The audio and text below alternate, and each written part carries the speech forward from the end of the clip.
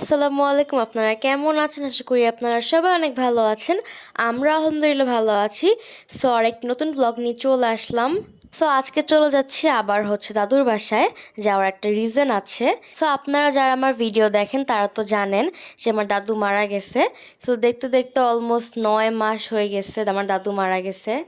তো হাঁটতে হাঁটতে আমি দাদুর বাসার সামনে চলে আসছি। সো এসে দেখতেছি যে এখানে মিনি মিনি সিঙ্গারা, তারপর বেগুনি আর পেঁয়াজু ভাজতেছে। সো আমি তো এখানে আগে দাঁড়ায় গেছি। সো আম্মু আমাকে জিজ্ঞেস করতেছিল যে তুমি এখানে কেন দাঁড়ায় আছো। আমি বললাম যে আমি দাঁড়ায় আছি কারণ আমি এগুলো কিনবো, তারপর কিনে খাবো। তা আমার এগুলো দেখে অনেক বেশি কিউট লাগতেছিল, মিনি মিনি সিঙ্গারা।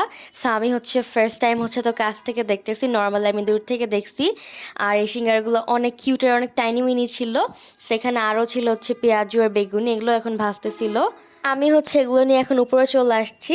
সো আমি তো বলেছিলাম যে ভিডিওর ফার্স্টে যে একটা রিজন আছে আসার। আর রিজনটা আমাদের এই বাসাটা 2 ইউনিট করা হচ্ছে। তো আমাদের এই ফ্ল্যাটটা মোটামুটি বড়ই ছিল। আর এখন 2 ইউনিট করে দেওয়া হবে আর ভাড়া দিয়ে দেওয়া হবে। তো আগে আমরা প্রায় প্রায় আসতাম, কিন্তু এখন অনেক রেয়ারলি আসা হয় কারণ এখন দাদুই নাই। সো এখন খুবই কমে গেছে আসা। সো আমার এই বাসা যখন ভাঙতেছিল তখন আমার অনেক বেশি মন খারাপ হচ্ছিল, আর আমার রিয়েলি স্যাড বিকজ এই বাসার মধ্যে আমার অনেক মেমোরিজ ছিল, স্পেশালি এই রুমে আমরা থাকতাম। সো আমার অনেক বেশি খারাপ লাগতেছিল। সো এই বাসায় আম্মু 7 ইয়ার্স ছিল আর আমি 4 ইয়ার্স ছিলাম। আর তারপরে আমি স্কুলে ভর্তি হয়ে যাই, আর স্কুলের কাছাকাছি আমরা চলে যাই। সো এই বাসায় লটস অফ মেমোরিজ আছে, লটস অফ মেমোরিজ। আম্মু আর বাপি উপরে কাজ দেখতেছিল, আর আমি নিচে নেমে গেছিলাম একটু ঘুরতে আর হাঁটতে। আর এই জায়গাটা অনেক বেশি গ্রিনি, আর আমি ছোটোবেলায় এই জায়গায় অলওয়েজ খেলতাম। সো আমার এই কথাটা মনে পড়ে গেছে। নিচে হাঁটতে হাঁটতে আমি আম্মুকে ডাকতেছিলাম যে আম্মু তুমি তাড়াতাড়ি নিচে নামো। সো আম্মু নিচে এসে বলতেছে যে কি হয়েছে।